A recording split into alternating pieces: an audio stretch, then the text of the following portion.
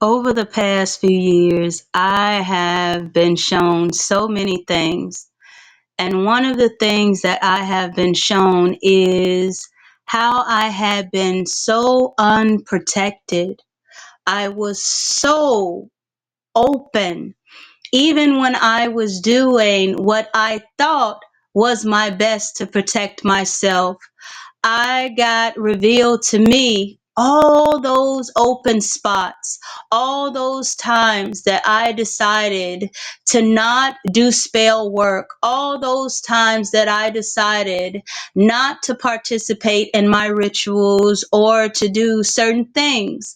I thought that, hey, by me being, now I'm going to reveal something to you guys, and please do not judge me, but this is some of the information that I had picked up over growing up and being around certain people, that if I behave a certain way in my life, then my life will go a certain way, and I won't have to worry about things bothering me, meaning people actively trying to attack me, whether seen or unseen. Little did I know, when I really delved into my spiritual side and my spiritual self, it was so many things and so many beings and people that I saw that was actively attempting to attack me and to steal my light, my literal light force. That's what they were doing. And I had many voyages in what they would call the astral realm, that is nothing more than just one land mass. It was like the best thing that I could describe is having one of those journeys, but not having to take anything to produce the things that I saw, but just all natural when my body was ready.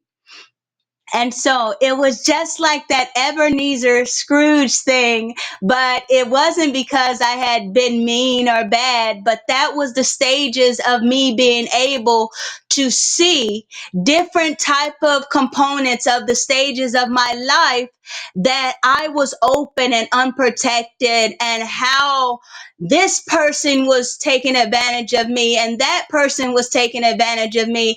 I even saw some heinous things, and that's why I come even today telling you guys that dreams are not real. It's a part of the things that's happening to you in your life, or that has happened to you and have been covered up, and that's period.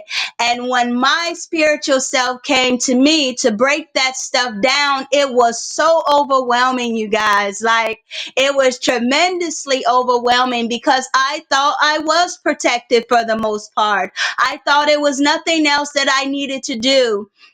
I thought that I can slack on my rituals. I thought that I can slack on my spells and even purchasing them from other people. I thought that I could slack on that and I didn't need it. When in fact, if I was in a war zone, wouldn't I need my weaponry? Wouldn't I need something to protect myself if it was something out there that was actively attacking me? This is not a good planetary body that we see. We're not in a safe place. No, we constantly have to stay awake. We constantly have to stay aware all the time. Like, I mean, literal. I bet you guys can describe some of the things that you have seen in this so-called dream world, that tells you about the life that's happening around you, or tell you about the things that someone that has tried to do to you. I bet you can describe them to me. And not even, let's say, it can go into the feelings, the different type of feelings that you have. But what I'm talking about is that visual. I'm talking about the visual. It's out there in your face. And sometimes it's so combobulized in what they call an astral world, that you don't understand what you're seeing, when in fact, guess what? You actually do. You actually understand every inch of what you see. but you disregard it because of what you learned. You disregard it because it doesn't seem to make sense that you can be in that type of predicament when in fact you can. Because first of all, your particles disengage. So you going through a wall is nothing because you're a traveler. Your particles can disengage. So you being in the middle of the street and the actual concrete is wrapped around you, it's not impossible. It is literally possible because you're made of light. And then if it gets to a more heinous acts of something that's happening to you and you see yourself alive in your bed, don't think for a second that that stuff didn't happen to you, but your cells just regenerated. You're viewing what happened to you within your life, not necessarily a past life. You're viewing your life. You're viewing some of those family members, some of those so-called strangers hiding behind different images so you won't know that that was them, that happy neighbor that waved at you the next day. That's how deep it got. Far as spiritual, far as my spirit revealing to me every single detail about my life and who I was and what I was doing here. So I needed to stay protected regardless, because sometimes it went to the point of, I said to you guys, I guess I'm just going to be open and honest and just, hey, if some of you like it, you like it. If some of you think I'm too far out, then hey, thanks for coming, you know? But I had learned that when I was thinking that it was people around here that was just regular and all of that, I could think again. What I was missing is the fact that I came here to be a certain thing, to do a certain thing. That's what I did. And when it ended up that I came to a world that is hard for me to find happiness, hard for me to find peace, that should have let me know that, hey, I'm in the wrong location. I am a traveler, but I'm definitely in the wrong location. And what the actual space constantly tries to impose upon me is that it's okay to be unhappy, when in fact that's a lie. It's not okay for you to be unhappy when that's the life. You plan for your life to go a certain way. Remember that, traveler. You planned for your life to go a certain way. Do not accept anything less.